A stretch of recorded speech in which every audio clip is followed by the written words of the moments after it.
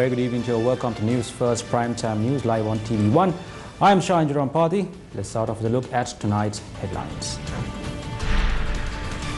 Interim report on Easter Sunday attack handed over to the President. The report to be handed over to the Chief Justice tomorrow. මේ මහා ඛේදවාචකය වළක්වා ගන්න ආරක්ෂක ලේකම්වරයාට සහ පොලිස්පතිවරයාට සම්පූර්ණ හැකියාව. Suicide bombers responsible for Easter Sunday attack revealed to the media. East now for Maulavi, the successor of Saran. Island-wide search operations continue. Explosives and weapons found from Narammala and Samanturai.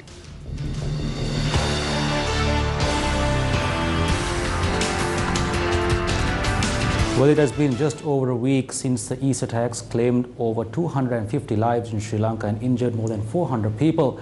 Well, to give us a comprehensive report, we now join Chaturanga Hapawarach in studio. Chaturanga, what do you have for us, Chaturanga? Yes, Shahin, good evening to our viewers as well. Throughout the country today, across the country, there were search operations carried out by the security forces, police and the tribe forces. Now, we will have comprehensive stories about these search operations that were carried out in these three particular areas that you see behind me. But before we go there, I want to draw your attention to one story where President Maithripala Sirisena received the interim report of the committee to inquire into Easter Sunday attacks. Now, the head of state made the following remarks at the May Day celebrations in Colombo. I got the interim report of the committee. I'm not going to disclose what was included in the reports. I'm hoping to take necessary legal actions after discussing the content of the interim report with the Attorney General tomorrow. The Defence Secretary and the Inspector General of Police had the opportunity to prevent from taking place, but they have not fulfilled the responsibility. It is not that we have to fight the IS terror organization like we fought with the LTT.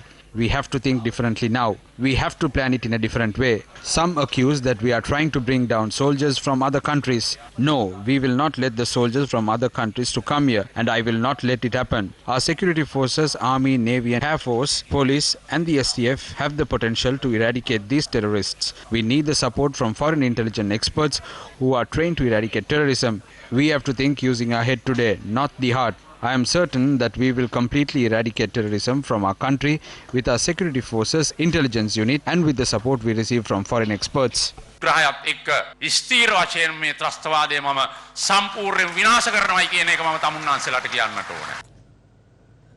updates are coming in with regard to these search operations and the suspects that have been identified who are linked to the Easter Sunday attacks in Sri Lanka. Now, authorities have drawn their attention to seize the assets, including bank accounts of these groups who were involved with regard to the Easter Sunday attacks. Now, the Criminal Investigations Department, the CID as we know it, has already concluded accumulating information regarding the assets owned by several of these organizations. On a similar note, the police revealed information for the first time today to the media regarding those who lost their lives and who were involved in the Easter Sunday attack. The information was revealed at a media briefing which was held at the Ministry of Defence.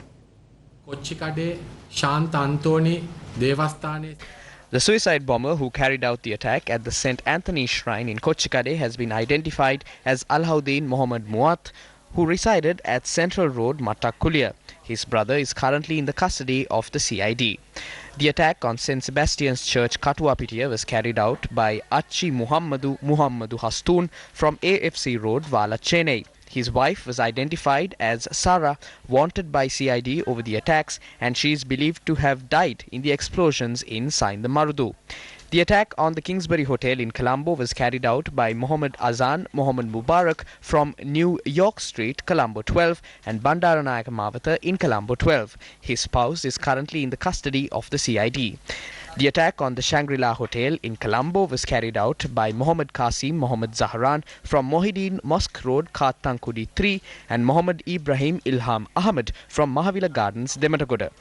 The attack on the Zion Church in Batikalo was carried out by Mohammed Nazar Mohammed Azad from Cemetery Road, New Katankudi. The attack on the Cinnamon Grand in Colombo was carried out by Mohammed Ibrahim Inshaf Ahmed from Mahavila Gardens, Dematagoda. He was the brother of Mohammed Ibrahim Ilham Ahmed, one of the bombers who carried out an attack at the Shangri-La Hotel.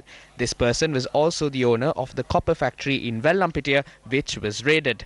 The suicide bomber responsible for the explosion at Tropical in Dehiwala was identified as Abdul Latif Jamil Mohammed from Velamboda Gampala and Lansiavatta Velampitiya.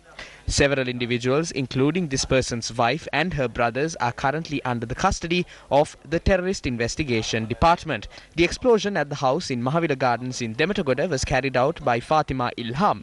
She was the wife of Ilham Ahmed, the suicide bomber from the Shangri-La Hotel. ඉල්හාම් අහමඩ්ගේ බිරිඳ තමයි මේ ෆාතිමා ඉල්හාම් කියලා කියන්නේ.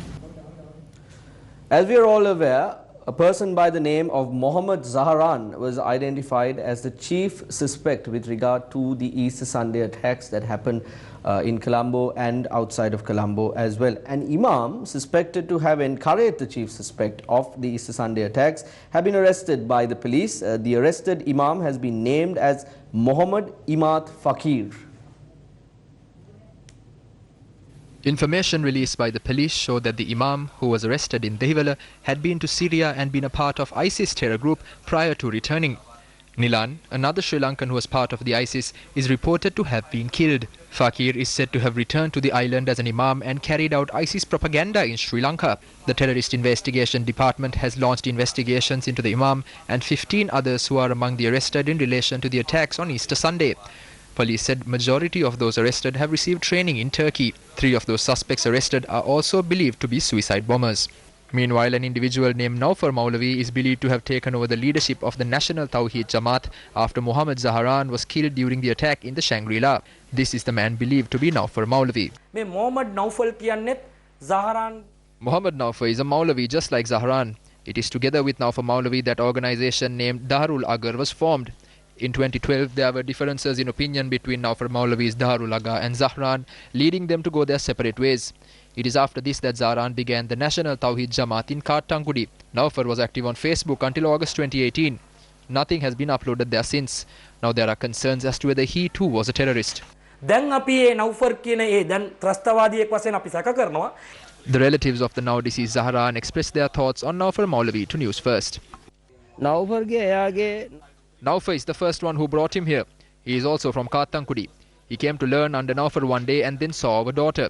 He then asked for our daughter's hand in marriage. Meanwhile, it was discovered that the National Tawheed Jamaat's Twitter page has extensive information about people and places that were a part of their tutorial programs. As per this information, it was revealed that they had carried out programs at a number of madrasas. While a number of lectures were held in several places, most of the lectures were conducted by an individual named C.M. Zaini. Zaini is Zaharan's very own younger brother. A video released from Sainda Marudu during the raid there, Zaini speaks in that clip. He died during the Sainda Marudu explosions. There was another brother of his in that video, Zahran Khasim Muhammad Rilwan. All these people have died during the explosions. Is it believable that those who led these attacks will also kill themselves in the process? Now, if you look at the history of these attacks, even though the leader of such organizations are attacked and killed, we don't see the organization ceasing to exist. The main reason behind this is their religious ideologies, or what you call religious beliefs. People who are engaged in such beliefs must not be defeated militarily. They must also be defeated ideologically. Just because the leader dies, there is no assurance that those in the group will abandon their beliefs.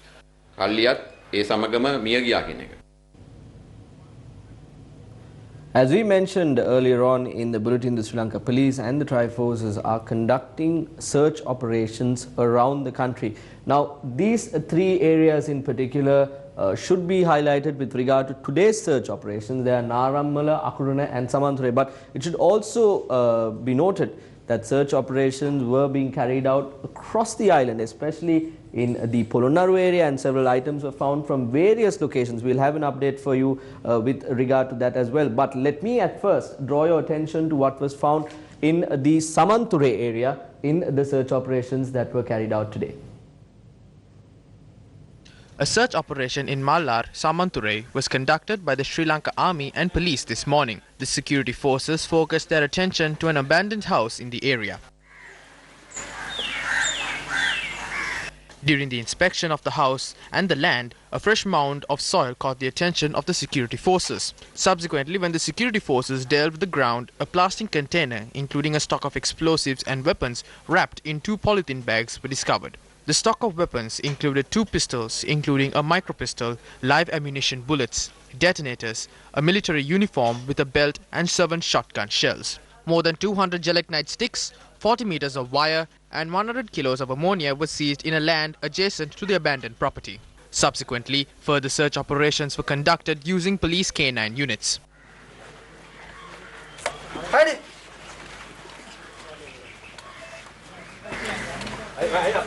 Residents in the neighboring house spoke to the security officers.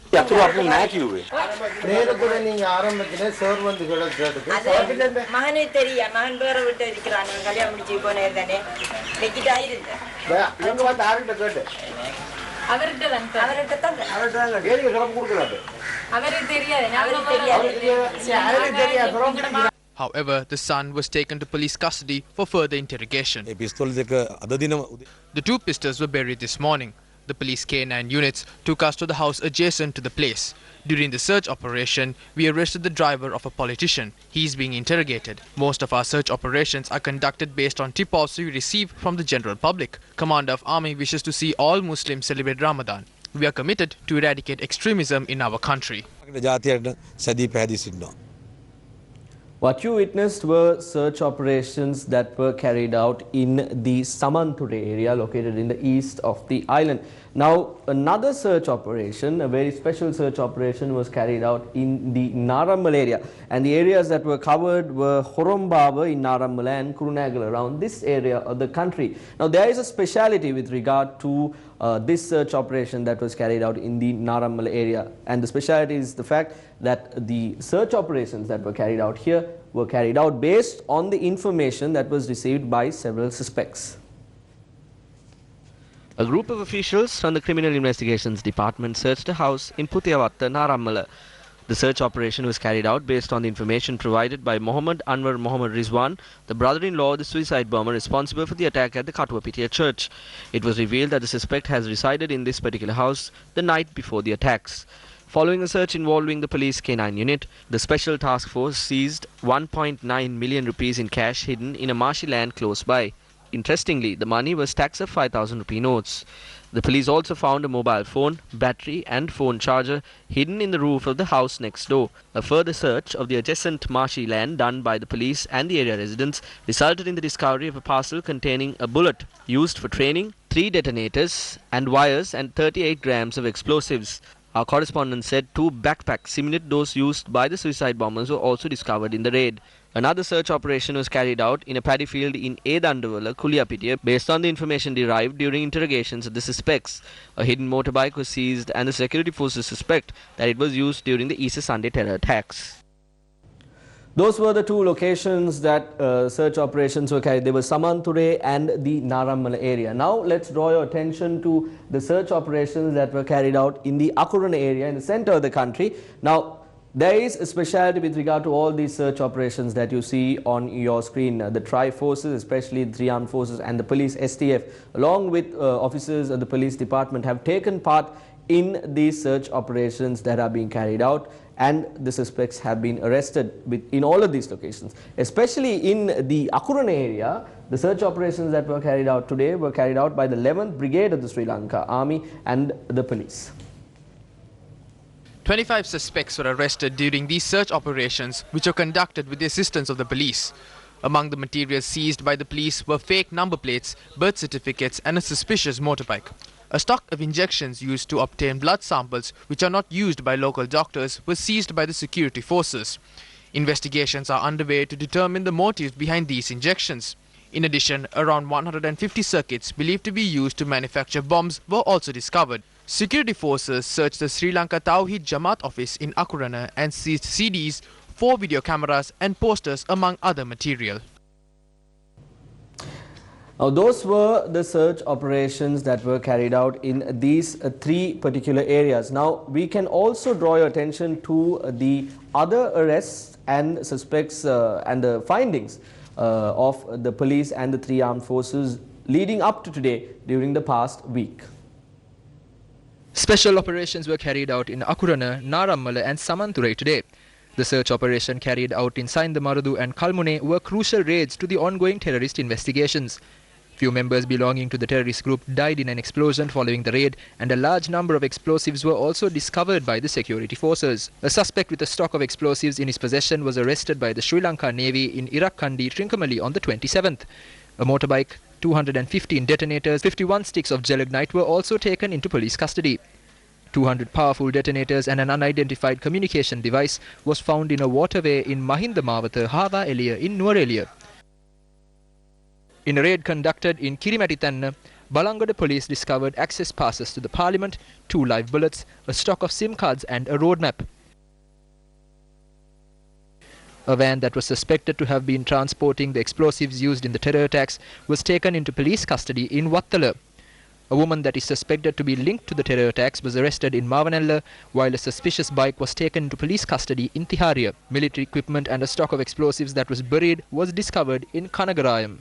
A woman and a high-tech communications device was taken into police custody in Kalleliya and Mirigama.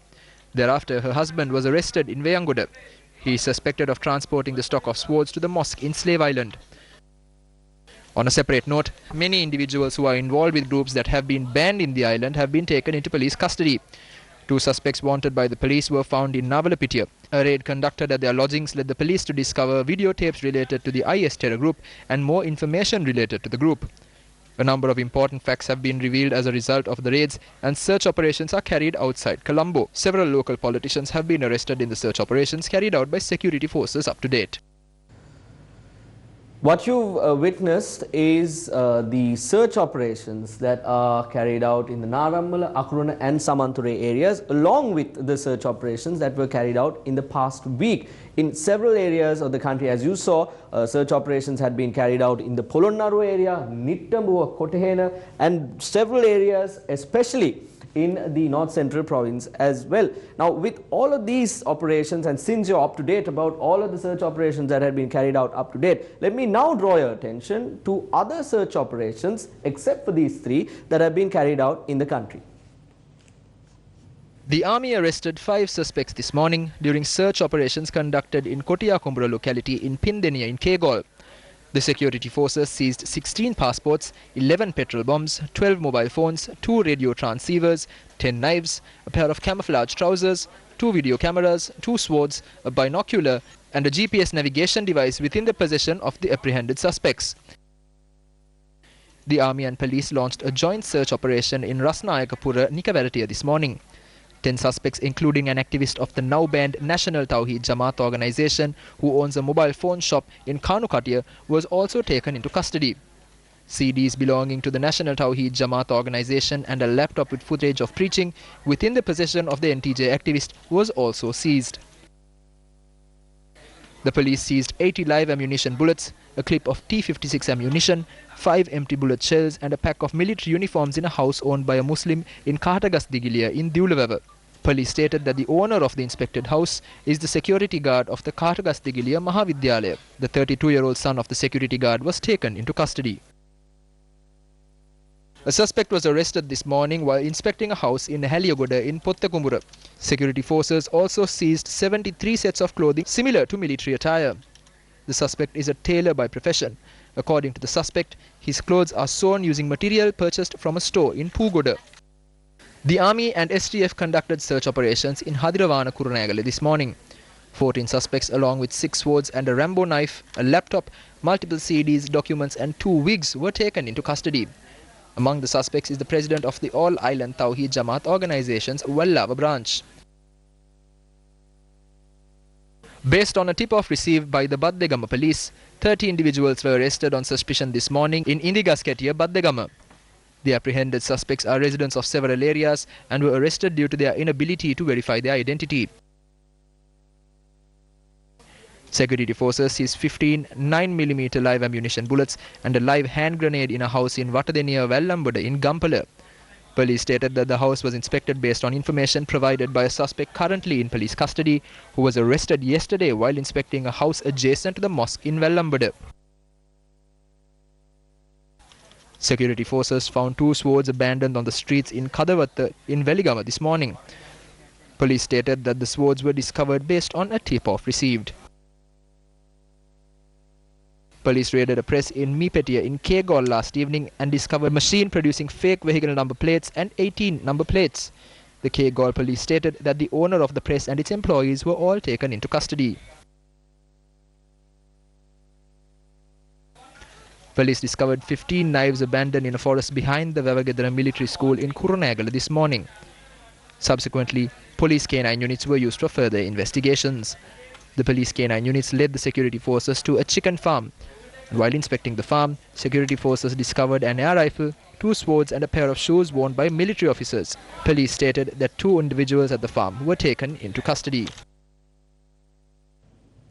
While these search operations are being carried out across the country, yesterday we saw an interesting statement being made by Minister Dr. Rajitha Seenaratne, where he accused Gotabaya Rajapaksa of having connections with the now banned National Tawhid Jamaat organization. Today, the joint opposition convened another media briefing to respond to this allegation.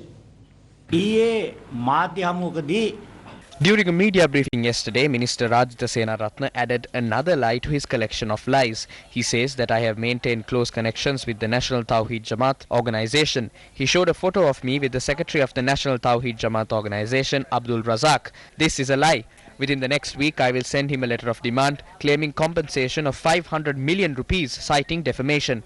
The NTJ organization published a Sinhala translation of the Quran and they decided to give me a copy. Therefore, I accepted it. Was it just me and Mahinda Rajapaksa who accepted these copies? According to photos circulating the internet, Minister Ravindra Samaraweera, a member of this government, is also seen accepting a copy. Another photo shows Venerable Dambara Amilathera accepting a copy. Another photo shows Chairman of the Elections Commission, Mahinda Deshapriya, who has no political connection, accepting a copy of the Quran.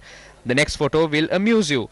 Rajitha Seenaratne, who accuses me of associating a terrorist, is seen seated and talking with these terrorists in his office. If Abdul Razak is the general secretary of a terrorist organization. Abdul Razak කියන්නේ ත්‍රස්තවාදී සංවිධානයේ මහලේකම් නම් අපිට චෝදනා කරන්න කලින් එතුමා යන ජාතීන් සමාවරම් හමුදාවට බාර විය යුතුයි. ගෝඨාභය රාජපක්ෂ මහත්මයා මේ කිසිදු අන්තවාදී සංවිධානයකට We challenge Minister Rajitha Seenaratne to prove that Gotabaya Rajapaksa supported any of these extremist organizations. Minister Rajitha also said that the salaries of 25 intelligence officers were also paid. What a low and disgraceful accusation. They also accuse Gotabaya Rajapaksa of being involved in the murder of 2 police officers. We will take action against such accusations in the near future. This is a complete lie. Sampurna Satya. Like every other problem in our country, this problem too is taking a political shape day by day. Now, with all of this happening, with all of these search operations and the views expressed in the political arena as well, there are international updates also coming in with regard to this Easter Sunday attacks that happened in our country. The Embassy of Saudi Arabia in Sri Lanka advised its nationals to leave Sri Lanka due to the prevailing situation in the country. The embassy in a tweet said, due to the current security situation in the Republic of Sri Lanka, the embassy advises citizens in Sri Lanka to leave. On one end of your screen, you are witnessing a news item published in Arabian media as well in this regard. Moving on with more news on the same topic, highlighting the importance of unity and coming together in a situation like this. MTV MBC today launched the song Our Country First.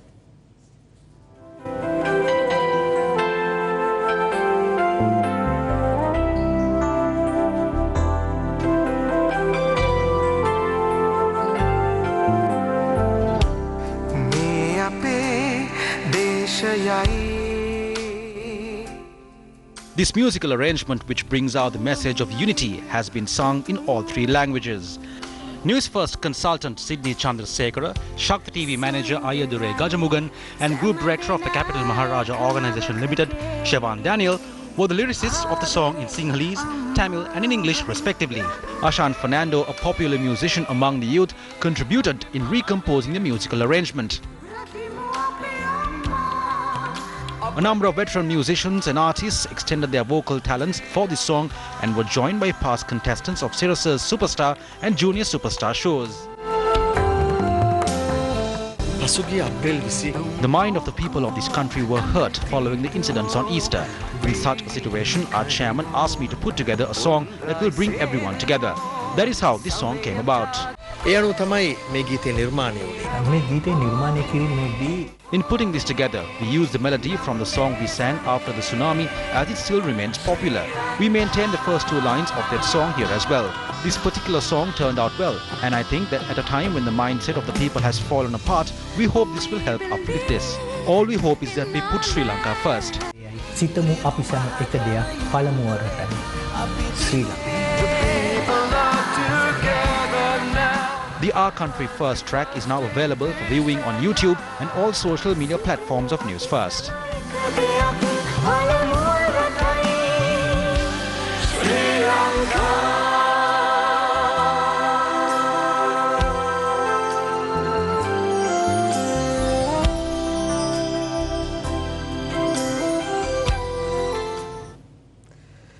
While the attention of the whole country is focused on the Easter Sunday attacks and the developments that are following with regard to the arrests, with regard to the weapons that are being seized and the operations of the tribe forces and the police, the corruption in the country of the officials and the politicians does not seem to have stopped. We have a report coming up. Jayamal Ratnayak is standing by at studio number 1 of News First to bring you the latest revelation that we have for you. Jayamal, over to you.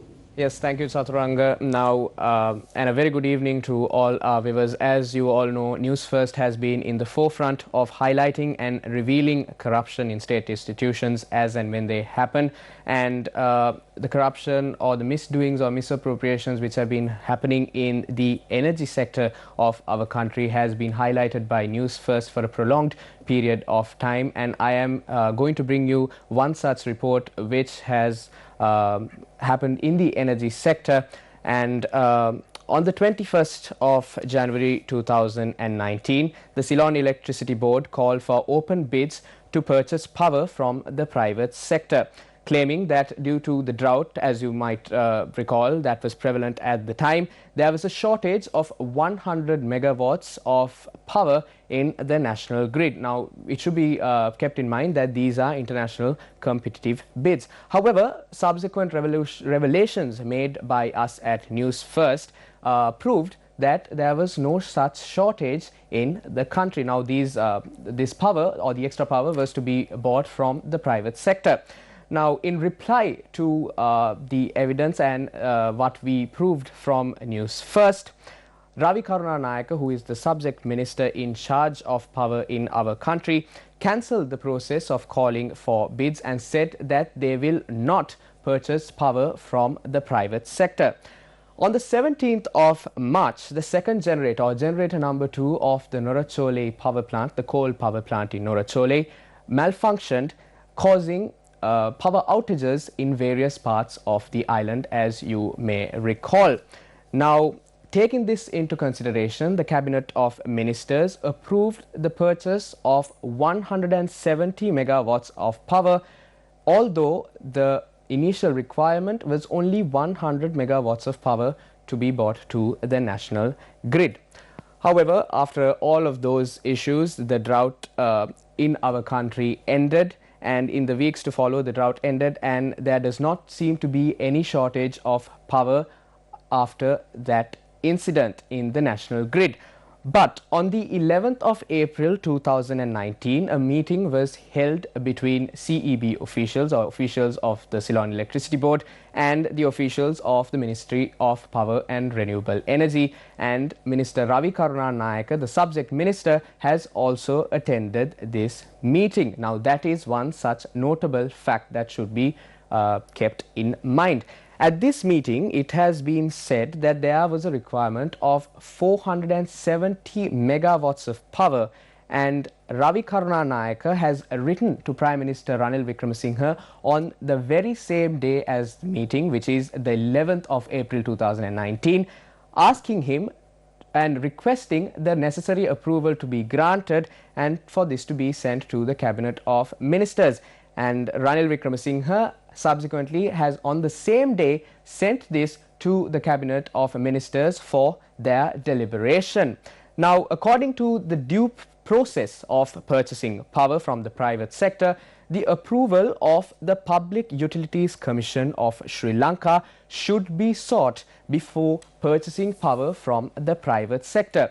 Now, the Public Utilities Commission of Sri Lanka is the watchdog of economic, safety and technical regulator of the electricity sector in the country. This is mentioned in its website itself. These are not my words. Now, thereby, if there is a shortage of power, the Public Utilities Commission of Sri Lanka has to give approval to purchase power from the private sector following an open tender process.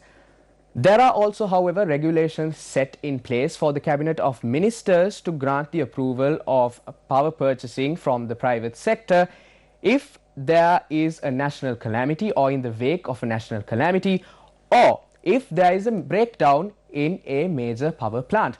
But it should be borne in mind that on the 11th of April 2019, the generator which was broken down in the Nurachole power plant had been fixed, and there was no breakdown in a major power plant, nor was there a national calamity which was taking place in the country.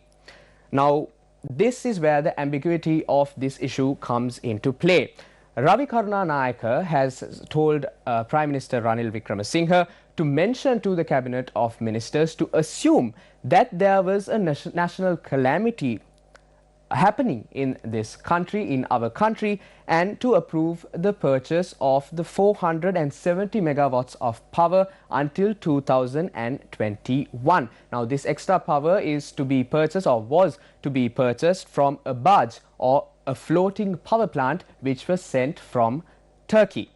It has also been revealed that at the meeting which was held on the 11th of April 2019, that this power shortage has occurred as a result of the development plan to construct several power plants across the island not being followed. Now, this development plan has been set in motion to be carried out between the years of 2018 and 2037. Now, these power plants not being constructed and this development plan not being carried out has resulted in the power shortage that you and I are witnessing at the moment, or that these officials have mentioned that there will be a power shortage. Now, it is evident that these have not been done due to the inefficiencies of the relevant officials in power who have failed to carry out this development plan, creating a ripple effect which will not only affect our generation but the generations to come, because this development plan was set in place from 2018 to 2037, which is somewhat 2 decades into the future. Eventually, those who have to pay for these inefficiencies, this ignorance of the officials in power, will be the consumers and the general public of our country. And to put that in context, it will be you and I who will suffer as a result of the negligence of these relevant officials.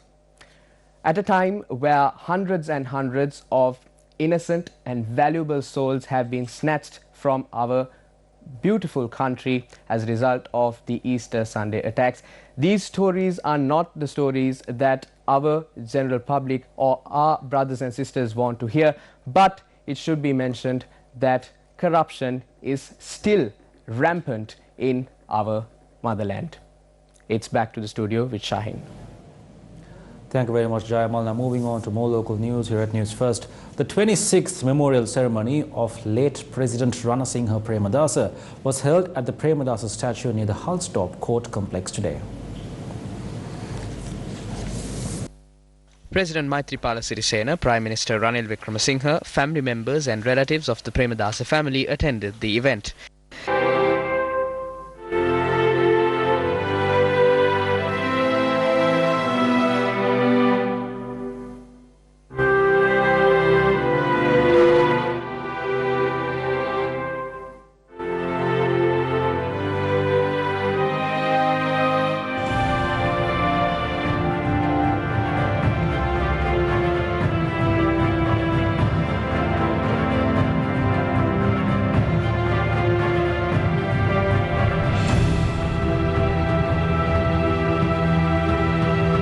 Ranasinghe Premadasa commenced his political journey from the Colombo Municipal Council and subsequently served the nation as an MP, a minister, a prime minister and finally as the second executive president of Sri Lanka.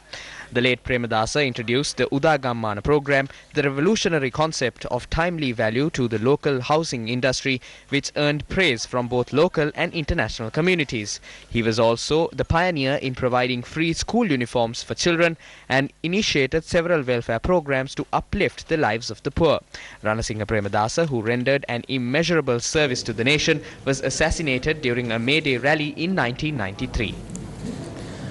Governor of the Western Province Asad Salih says May Day celebration is an opportunity to reflect on the challenges faced by workers, women, men and young people, particularly with the changes taking place in our workplaces and the country. Issuing a press release, the governor says, quote, "Considering the recent tragic events that have transpired in the last few weeks, we have to be vigilant in our endeavours as our country takes its first step to rebuild as a nation. The cornerstone to that success is our workers who function as the backbone of our society," unquote. The release also added, quote, "Let us pool our resources irrespective of party, politics, religious faiths, caste or creed and rise together, united and strong to build a better nation for the peace and prosperity of our motherland," unquote. May Day is an event marked around the world. Well, here are some of the events that have taken place to mark the day from Russia to Indonesia.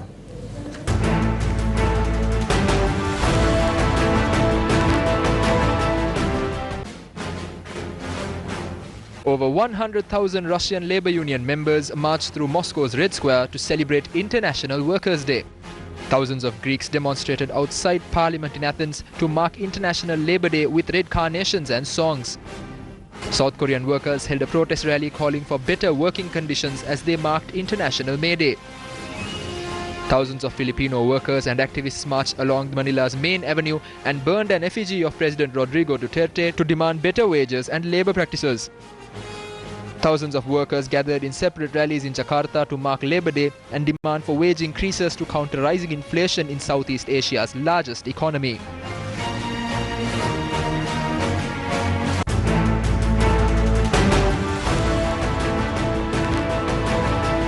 And that brings a close to today's edition of News First Primetime News. Thank you very much for watching. I'm Shahan Dhirampathy. Good night and take care.